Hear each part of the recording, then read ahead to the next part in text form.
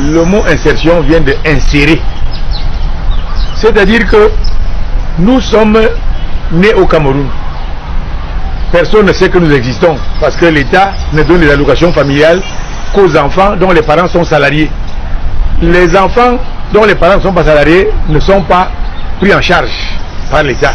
Et pourtant, ce sont les parents des enfants des Camerounais. Et comme il n'y a que 10% de salariés au Cameroun, sur la population active, 90% des enfants des parents non salariés ne sont pas pris en compte. Alors, ces enfants évoluent, ils font l'école et tout. L'État ne se rend compte qu'il y a quelqu'un que, le jour où tu as fait la demande d'emploi, j'ai l'honneur de venir par la présidente solliciter un emploi dans votre structure. C'est là où on dit que, hey, donc quelqu'un existe comme on l'appelle Bikoko. Donc l'État, s'il y a une place, on t'insère. C'est-à-dire que tu n'as même pas de rôle à jouer dans la société. Mais comme tu as demandé, on cherche une place, on t'insère. Alors que l'intégration, c'est-à-dire que tu es partie prenante de la communauté. Quand tu es né, on sait que tu es là. On sait que dans 20 ans, tu auras déjà acquis des connaissances et on te place dans un secteur où tu auras été préparé pour que tu commences à apporter ta contribution à l'œuvre de construction nationale. Donc, la différence c'est que dans l'insertion sociale, on ne vous connaît pas. Dans l'intégration sociale, on sait que en 2014, il y a 1 million de Camerounais qui sont nés. Et en 2034, ces Camerounais-là auront 20 ans. On va les orienter, qui dans la santé, qui dans l'agriculture, qui dans le commerce.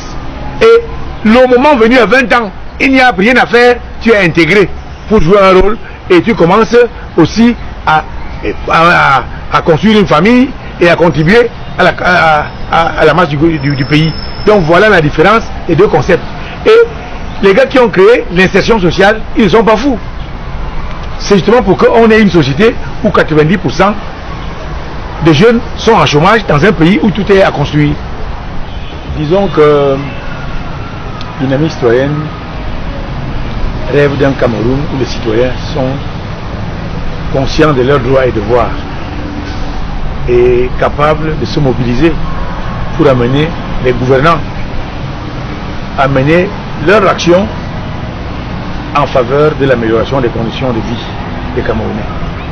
Et c'est ces Camerounais-là que nous voulons, à travers notre action de sensibilisation et d'information et de formation, parce que un citoyen, ce n'est pas simplement quelqu'un qui a des devoirs, c'est celui qui a aussi des droits. Et lorsque ces droits ne lui sont pas dus, il doit les revendiquer. Donc Dynamique citoyenne est un réseau de mobilisation qui veut influencer les politiques publiques en faveur des meilleures conditions de vie. C'est une bonne gouvernance des affaires publiques, à savoir que les gens qui sont aux commandes de notre pays soient véritablement élus par les populations, que ces élus soient conscients de ce qu'ils doivent rendre compte de la manière dont ils gèrent notre pays et que cette gestion-là soit transparente. Et maintenant, nous voulons que si le pays est gouverné de cette manière, que au lieu de parler de politique d'insertion sociale, qu'on parle plutôt de politique d'intégration sociale. Et pour que cette politique soit mise en place, il faut un bon système éducatif à partir duquel les pôles de développement économique seront renfloués en ressources humaines. Parce qu'aujourd'hui, si le Cameroun est un pays agricole, le système éducatif ne forme pas les gens pour aller travailler dans les différents domaines de l'agriculture. On fait une école vide comme ça, et à la fin, on a un pays où il y a beaucoup à faire, mais où on parle d'un taux de chômage de 90% des jeunes. Donc, nous pensons que c'est la politique d'insertion sociale actuelle qui parlait d'insérer les gens qui fait problème. Il faut une politique d'intégration sociale, parce que chaque citoyen doit contribuer à l'œuvre de construction nationale. Donc, voilà un peu ce pourquoi Dynamique citoyenne, au lieu de chercher à creuser les puits et tout, s'est donné pour mission d'influencer les politiques publiques à travers la mobilisation sociale, pour que les gouvernants fassent leur travail en prenant en compte les préoccupations réelles des populations. Dynamique citoyenne a vraiment peur d'être infiltré, mais il est même bien infiltré. Parce que le gouvernement réussit une seule chose, c'est d'infiltrer toutes les structures en vue d'empêcher que les uns et les autres ne jouent le rôle qu'ils ont bien voulu jouer en créant leur structure. Et Dynamique citoyenne, qui a été créée en 2005, a connu ce problème en fin 2007, où les gens infiltrés ont failli faire mourir Dynamique citoyenne. On a vécu une crise de 2007 à 2009,